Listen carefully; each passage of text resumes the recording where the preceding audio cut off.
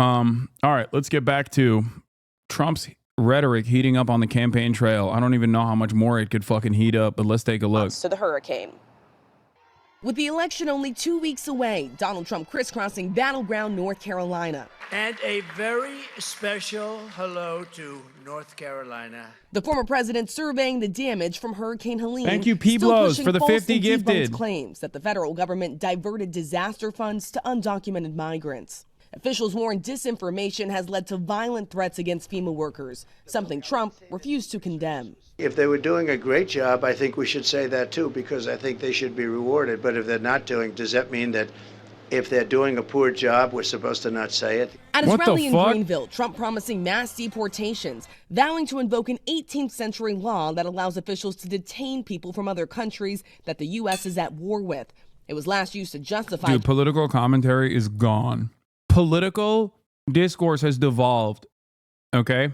Like, this is a man who was the president, who is currently running for president, who said, when asked about FEMA, hurricane disaster and relief and recovery efforts being undermined by rabid Nazi psychopathic fucking paramilitaries that are primed by misinformation, his response was, well, you know, if they're doing good things, then that's great. But if they're doing bad things, that should be called out.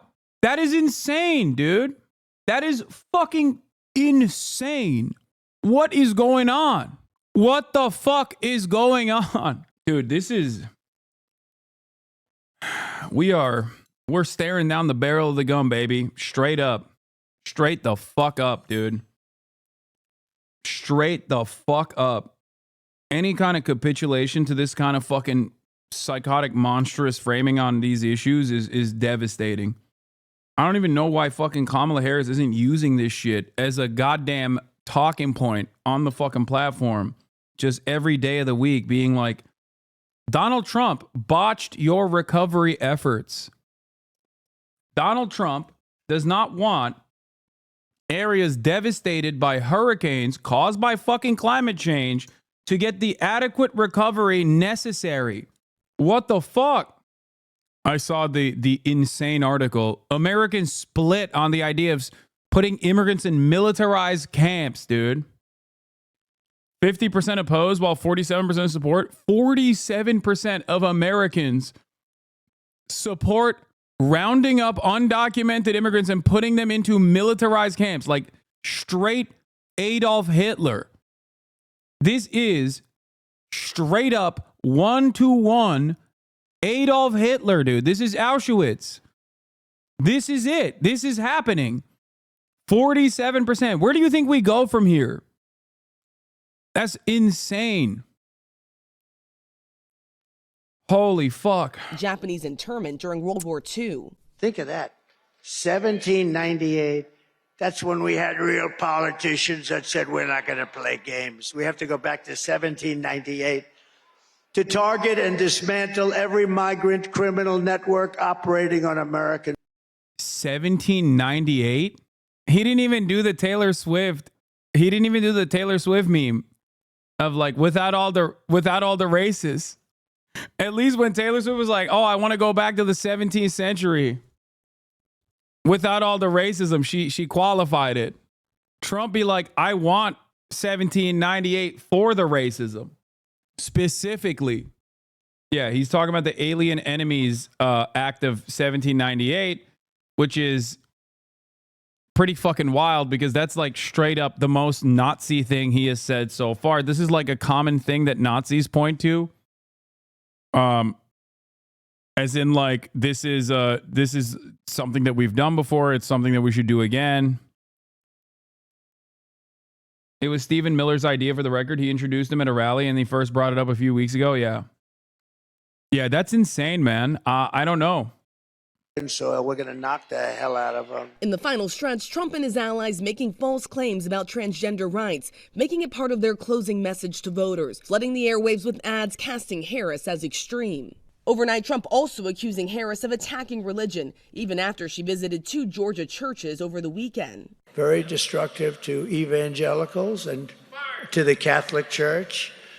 And she is, let me put it this way, Ben, she is your worst nightmare. The former president trying to court Christian voters just one day after making vulgar remarks about golf legend Arnold Palmer. When he took showers with the other pros, they came out of there, they said, oh my God,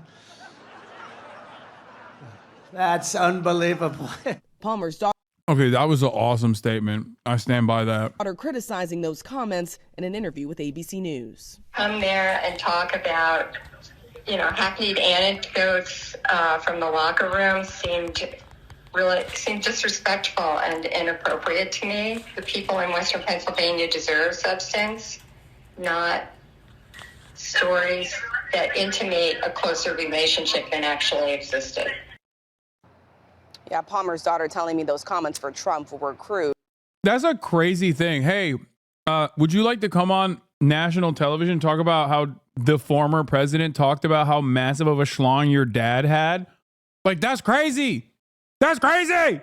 That's a crazy, what a time to be alive, dude. As the former president continues to blitz the battleground states, Elon Musk is continuing to hand out million-dollar checks to voters who sign his super PAC's petition. Only registered voters qualify, but this morning it is prompting new calls, this time from former Republican officials who are calling for the Justice Department and the Pennsylvania District Attorney's Office to investigate. Of course, it is illegal to pay anyone to register to vote, Michael. If you were to ask me who I hate more, Elon Musk or Donald Trump, I don't know how I would answer that question. I'm being so real right now.